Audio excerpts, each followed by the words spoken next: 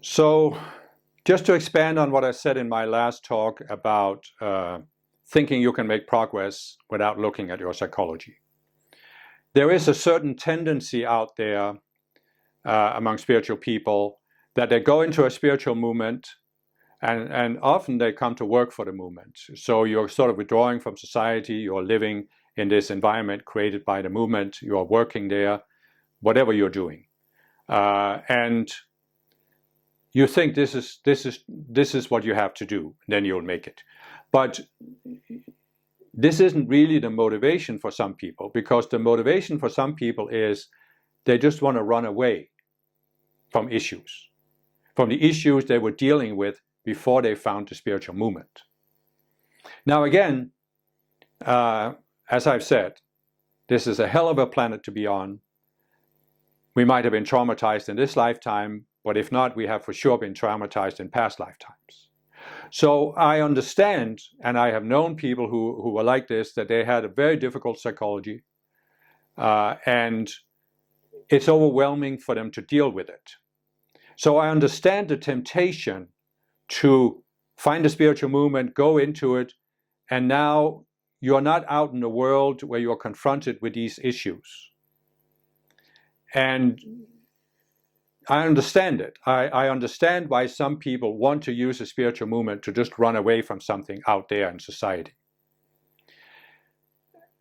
But understanding it is one thing, because I also understand that this doesn't lead to growth. It does not lead to growth. You are not going to get anywhere on the spiritual path by running away from something. You cannot. You may think you are running, and you may think you are running towards some spiritual goal that you have.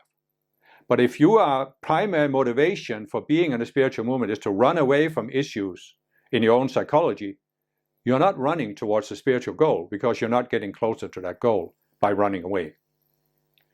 So I'm not trying to be insensitive to people, but I'm just saying this, that if you expect you can make spiritual growth by running away from issues, it's a toxic expectation. And there are people I've seen who have been in a spiritual movement for 20, 30, 40 years, and they haven't made any progress because they're just trying to run away. They put themselves in this equilibrium, comfortable state. They can deal with themselves, they can deal with their environment. They just do what they're told in the spiritual movement. They perform this task, then they perform the practice and participate in whatever activities are there, but they're not growing because they're not looking at themselves. And you can do this for the rest of this lifetime. You can even make yourself believe that you're a spiritual person. But what I'm saying, and you might not be disappointed in this lifetime. This expectation might not end up in disappointment in this lifetime. But after you leave embodiment, you are going to go, as many near-death experiences describe, you are going to go through a life review with your spiritual teachers. And you're going to look at, what did you do with this life? And if you are in a genuine spiritual movement, that movement offers you an opportunity to grow. So you will be able to see, here I was when I entered. My highest potential was to go up like this, but instead I just sort of flatlined. I just went like this. And you're going to have regrets when you get to that point. You're going to look back with regrets.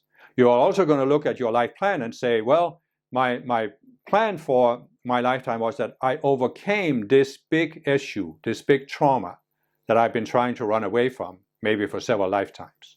And then after I overcame that, I would have gone up very fast. But instead, I refused to deal with it. So again, I flatlined. I just stayed on the same level. I was at the same level when I left embodiment as when I entered embodiment. And you're going to have regrets. You're going to be disappointed, not by the spiritual movement or the teacher, but by yourself, because you didn't make use of the opportunity you had by finding the spiritual path.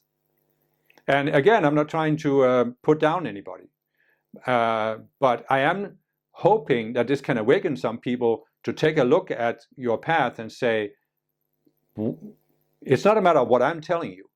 It's a matter of, what did I put in my life plan? What growth did I want to make? Is it possible that there is this issue that I wanted to overcome in this lifetime? And if that's the case, then there's only one way to overcome it. I have to look at it. I have to deal with it. I have to make it my priority to work through this issue, whatever that takes. And then, once you have worked through that issue, you will feel so much freer. So much freer.